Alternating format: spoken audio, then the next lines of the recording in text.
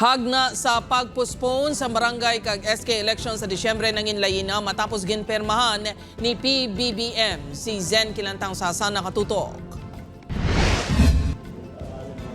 Pirmado na ni President Ferdinand Marcos Jr. ang Republic Act 12232 nga nagapaiway sa barangay and sangguniang kabataan elections sa December 1, 2025 kag ginisol sa November 2026. Iniagud makayo ang term of office sa mga opisyales sa tag-apat ka tuig. Pabor naman para sa mga barangay official ang pagpospone sang BSKE bangod duha pa lang katuig sila nga nagapungko. Mas maayo kuno nga mahuman anay ang mga programa nga naumpisahan na nila agud may mihura. Asabad ang eleksyon.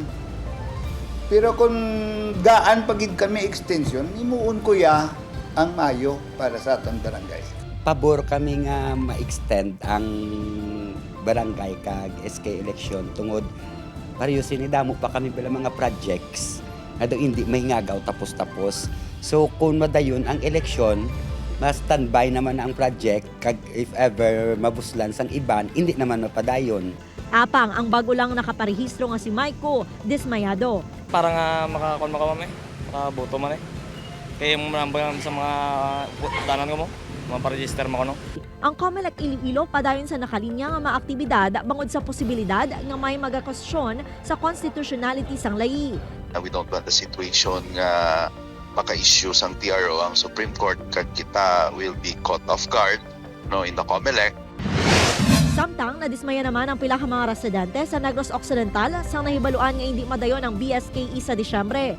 Paano na karon niya ang mga tao nga gawla sa Luzon para maislan man ang kapungko ng mga mayo. Kanay madayon ang eleksyon eh.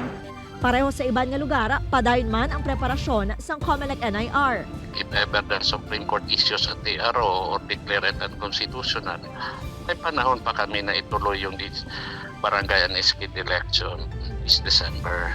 Upod kay Cirilo Renduque, Zen Kilantang Sasa, One Western Visayas.